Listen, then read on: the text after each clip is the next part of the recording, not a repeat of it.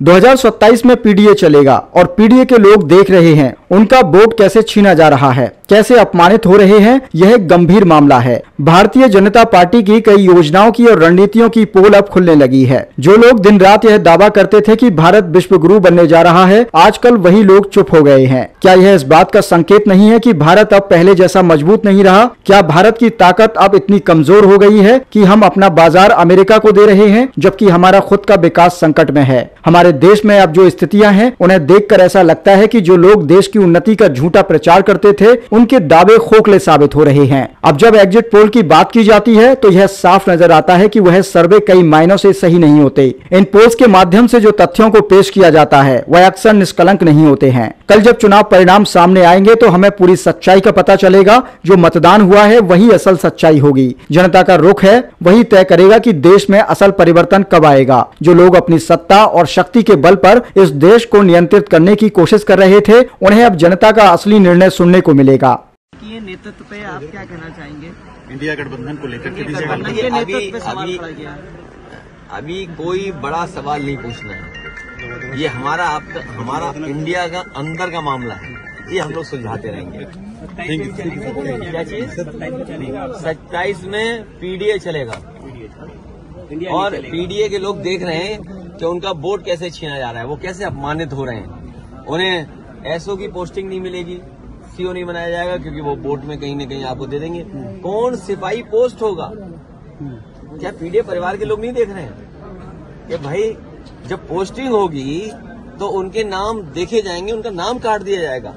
तो ये जो पीडीए के लोगों का अपमान हुआ है, और यही तो हम कहते थे कि बाबा साहब भीमराव अम्बेडकर जी ने जो अधिकार दिया है उन अधिकारों को छीन रहे हैं। बात ये वोट ही नहीं डालने दोगे आप, या दूसरे आपके लोग वोट डाल लेंगे, ये कहाँ की वो है। इसीलिए मैंने कहा कि इलेक्शन कमीशन मर गया है। इलेक्शन कमीशन को जांच करनी चाहिए कि जो मरे हुए लोग थे उनके वोट कैसे पड़ गए, और अगर वोट पड़े हैं तो प्रिसाइडिंग ऑफिसर और जो संबंधित अधिकारी उनके खिलाफ कार्रवाई क्या करना है इलेक्शन कमीशन। जो है ही नहीं वोट उनके भी डाल दिए। गाड़ी आई और गाड़ियों के नंबर हम कहो तो आपको दे दें। सिंडी प्रेस को मिस नहीं करनी चाहिए थी। लेकिन अखिलेश जी, अगर बात की जाए तो जिस तरीके से अमानवीय व्यवहार भारतीय नागरिकों के साथ अमेरिका ने किया, उसको लेकर के कल आप लोगों ने संसद में प्रोटेस्ट भी किया। क्या जिस तरीके से आप लोग आवाज उठा रहे हैं ये आगे भी देखने को मिलेगा सदन के अंदर? भारतीय जनता पार्टी की कुछ चीजों की तो पोल खुल गई, और पोल इसलिए खुल गई कि हमने और आपने वो डंका बजते हुए देखा था जी। बड़े बड़े इवेंट देखे थे हम लोगों ने, और ये भारतीय जनता पार्टी वाले लोग कोई दिन नहीं चूकता था जिस दिन ये नहीं कहते थे कि दुनिया में हम कहां पहुंच गए हैं, हम कुछ बन गए हैं, विश्व गुरु बन गए हैं। सोचिए आप, जो लोग दिन भर ये कहने से नहीं चूकते थे कि विश्व गुरु बनने जा रहे हैं, अर्थव्यवस्था उनकी तीसरे नंबर पे पहुंच रही है, वो आजकल कैसे चुप घूम रहे हैं, मौन हो गए हैं।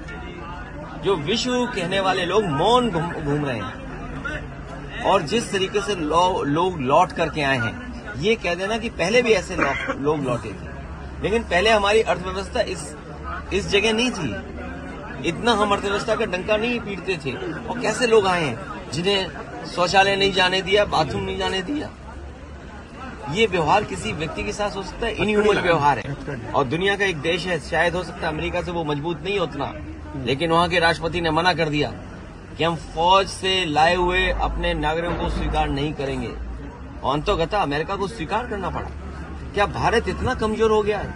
क्या हमारा हिंदुस्तान इतना कमजोर है जब हम हिंदुस्तान का इतना बड़ा बाजार दे रहे हैं अमेरिका को? आप सोचिए, नोएडा में न जाने कितना बाजार हमने उनके हाथ में दे दिया होगा। हम कहते हैं हमारे लोग इलीगल पहुंच गए, वहां पे इलीगल इमिग्रेशन हो गया। तो किसकी नाकामी है? ये सरकार की नाकामी है, जो क्वालिटी ऑफ लाइफ या उनको बेटर अपॉर्चुनिटी नहीं दे पा रहे। अगर उन्हें बेटर अपॉर्चुनिटी यहां मिल रही होती, क्वालिटी ऑफ लाइफ बेटर यहां होती, तो शायद वो 50 लाख और 1 करोड़ रुपए दे करके नहीं जाते।